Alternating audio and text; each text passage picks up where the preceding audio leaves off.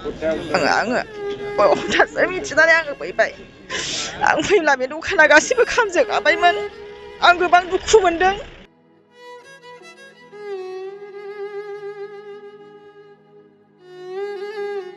बे दखाननि गेजेरजोंनो आंनि नखरा थांनानै दङमोन फिसाफोर सानै दङ बिसोरखौ फोरोंनाय नखर खांनाय दखाननि गेजेरजोंनो दङमोन मानोना जोंहा जेबो बेबायदि दस्रा बिजनेसफोर गैया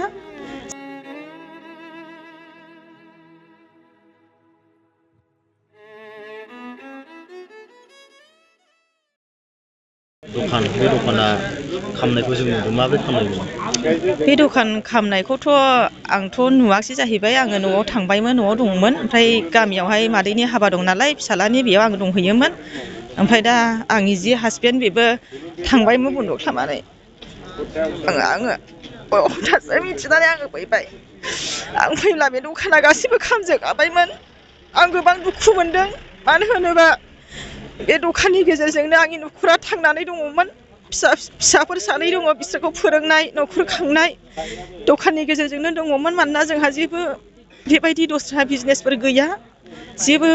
नखरा गोबां खस्थ'जों सोलिनाय नखर जानायलाय आं जोबोद नुफैनानै दुखु मोनदों दा बेखौनो आङो बुङो आङो दा जेबो बेयावहाय बुस्थु मोनसेबो गैला बुस्थुआ गोबां दङमोन जेनाखि सिल सिथाम बानायग्रा मेचिन बेखौबो आङो दाख्लैसो हासबेन्डनो बख'नानै होदोंमोन नाथाय बेबो गासैबो थांजोब्बाय आरो कम्पिउटार गोदान बेखौबो दाख्लैसो लायनाय जादोंमोन दा बेबो खामफाजोब्बाय दा बेखौनो आङो मोनसे आर'जसो आङो खावलायबाय जेन' दानि सरकारनि जे सारमोननिसिमबो आं खावलायहरनाय जाबाय गाहामैनो जेन' आङो बेफोरखौ मोनसे अनसुंथाइफोर होयो उननि समफोराव जेन' मोनो आरो बेफोरखौ मोनफिननायनि गेजेरजोंनो आंनि नखरखौ आं मोजाङैनो जेन' सालायलांफिननो हायो बेखौनो आङो बुंथिनाय जाबाय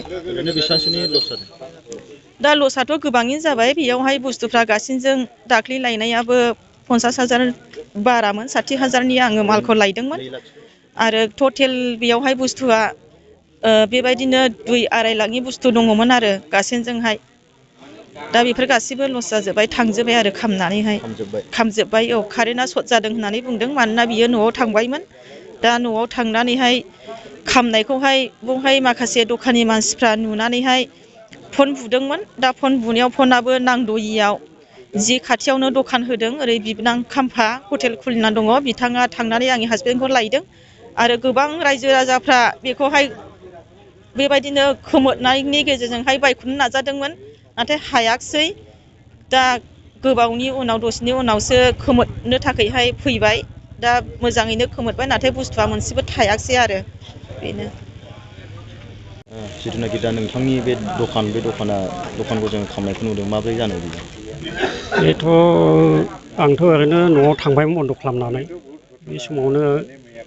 फन फैबाय फनाव बुंबाय नोंनि न'आ खामबाय दखाना बे समावनो आंबो बेखायनो फैनानै नुफैबाय आं नुफैला खामजोबखाबायमोन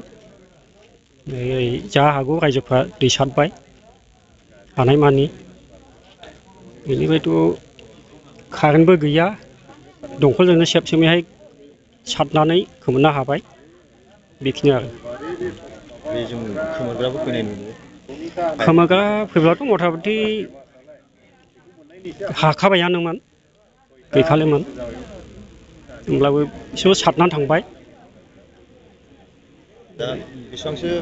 मुल्यनि मा बुस्थुफोर खालामदों ओरैनोथ' कम्पिउटार गंथाम दंमोन लेपटप माबि दंमोन प्रिन्टार 2 लाखनि खाथियाव खालामदों आरो ओरैनो कम्पिउटारनि अनगायै मा बुस्थुफोर दं ओरैनो मानसिफोरनि डकुमेन्टस दंलाबायोमोन दा खामजोब्बाय गैला जेबो एडमिट दंमोन जेरक्स खालामनो गालांनायफोर स्टुडेन्टफोरनि बेनो ओरैनो बेसेबांसोनि बेसेननि जागोन गासै लस जानाया औ लस जानाया गासै 2 लाखसो जाबाय आरो 2 लाखसोनि औ नों थाफानोबा जिथुनाखि नोंथांनि दखान बे दखानखौ जोङो खालामनायखौ नुदों माबोरै खालामनाय बेथ' खोनानाय बायदिब्ला आंथ' नुवाखसै स्पटआव गैयामोन बियो हयथ' सर्ट सार्किट जादों आरोखि बे कारेन्टजों मा दखान आंनाथ' ओरैनो नेचारेल फ्रुट जुइस बारमोन एन्ड रेस्टुरेन्ट बे मोनो आरोखि ओरैनो बेसेबांसोनि लस जादों ओरैनोथ' फ्राय मा बुंनो सानो बे दा नोंथांनि जिथुनाखि दखान बे दखाना दिनैहाय खामनायखौ जों नुनो मोनदों। एक्सुवेलि बेयो सर्ट सार्किट कारेन्टनिफ्राय जादों खारन बेयावथ' कम्पिउटारनि खामानि जाजोबो बेयाव गुबुन गुबुन मोनथाम बे मोननै रुमा गासैबो कम्पिउटारनि खामानि स' बे मोनथाम रुमाव बे गेजेरनि रुमा खुब बिराद प्रिन्टार दङ कम्पिउटार दं आरो इनभार्टार माबा माबि दं थ' बेवहाय दखान बन्द' खालायनानै थांनायाव हयथ' महाबा एसे लुज दंमोन नामा बे लुज थानायखाय हयथ' कारेन्टआथ' लुज जायोब्ला स्पार्क जायो अरखि जोङो थ' बिदिनो लासै लासैनो हयथ' लेखाफोर मेरला थायोथ' दा बेफोर माने बै कारेन्टनिफ्राय ओंखारनाय अरखिया नांनानै खामदों जानो हागौ आरो थ' बेनोथ' गासैबो खामजोब्बाय जेबो गैया थायाखिसै कमप्लिटलि बिनि जे गासैबो जे सम्पति जोब्बाय आरोखि खामजोबदों दा बे मोननै रुमाव माखासे आधा खामबाय मोननै रुमनियाबो थ' दा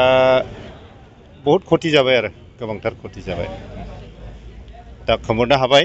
पाब्लिकफोरनि हेफाजाब आरो लास्टलि फायार ब्रिगेडबो फैबाय दा गुबुनावहाय गोसारनो हागौमोन दा बेनिखायनो गासै पाब्लिकफोरखौ हामबायनो बेबायदि खुब खस्थ' खालायनानै अरखौ खोमोरनायाव हेफाजाब होनायनि थाखाय नोंथाङा रेलवे आसाम पुलिस बेंक टेट बायदि सरकारि साख्रि मावनो गोसो दं नामा एबा नोंथाङा बेफोर बायदि साख्रिनि थाखाय थियारि खालामगासिनो दं नामा नोंथाङा railway Assam police banking SSC Assam direct recruitment TET बायदिनि आनजादखौ खनले होदोंब्लाबो जाफुंसारनायखौ मोननो हायाखै नामा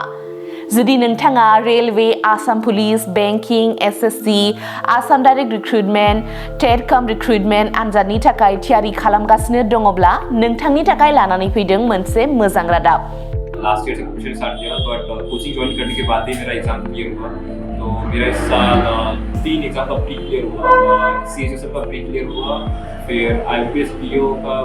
मेरा प्री क्लियर हुआ है और सीजीएल का भी मेरा प्री क्लियर हुआ है तो अभी मैं मेंस का प्रिपरेशन कर रहा हूँ क'क्राझार सहरनि RNB road ward number 6 Sai Baba मन्दिर एबा एयारटेल अफिसनि साखाथियाव दङ आईबीटी कोचिं इन्स्टिट्यूटआ आईबीटी कोचिं इन्स्टिट्यूटआव banking SSC railways defence TET आरो गुबुन सरकारि साख्रिफोरनि आनजादनि कोचिं होनाय जायो आरो बेनि मुं थिसननाया दासान्दि सोलिगासिनो दङ आं नाजाथाय मेथ्सफोराव उइकफोर नालाय ओमफ्राय दा बाहायनायानो एसे थाबसिन जाबाय आरो